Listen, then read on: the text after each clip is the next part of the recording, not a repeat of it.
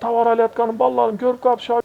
Бул бала менин колумда 1 жыл мурда иштеген. Жумушту жакшы өздөштүрүп кеткендиктен менин көңүлүмө туура келип, мамилебиз жакшы болду. Бирок ал ишеничке кирип алып, кампадан курулуш материалдарын уурдай турган болуп алыптыр. Анан бул иштерин чогуу иштеген балдар айткандан кийин көңүлүм сууп калды. Менин атымды айтып, бир нече соода түйүндөрдөн карыз алыптыр. Анын мындай аракетинен кийин иштешүүнү токтотуп койгом. 4 апрель күнү болсо уулум мектептен келип үйгө кирип кеткен бойдон чыкпады. Негизи сабактан келери менен мага жардамдашып калчу эле.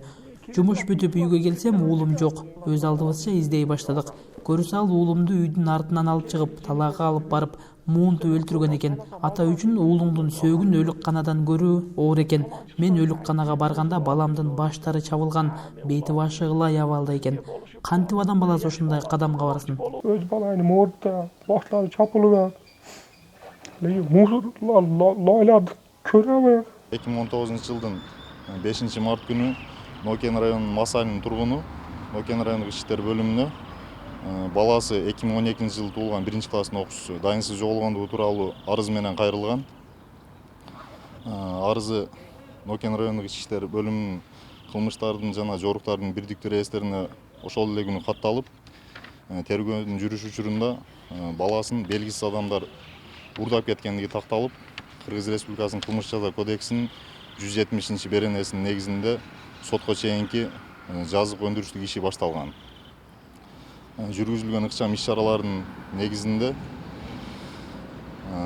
Нокен районунун Масалинин тургуну кылмышка шектүү катары кармалып, ал өзүнүн көрсөтмөсүндө баланы уурдап кеткенден кийин 1-2 сааттын ичинде баланы муунтуп өлтүрүп, ушу Масалинда талак алып барып көмүп койгондугун көрсөтүп, ал боюнча өзүнчө кылмыш жаза кодексинин 130-беренесинин негизинде кылмыш жаза кодексинин адам өлтүрүү беренесинин негизинде кылмыштардын жана жоруктардын бирдиктүү реестрине өзүнчө сотко чейинки өндүрүштүк иши алынып, шектүү кармалып, убактылуу кармоочу жайына киргизилген.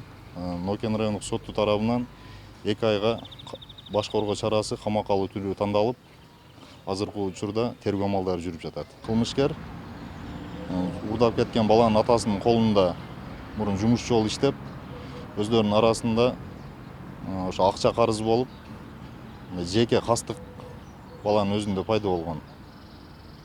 Себеби ошолдон деп айтып атат да өзүнүн көрсөтмөсүндөчү.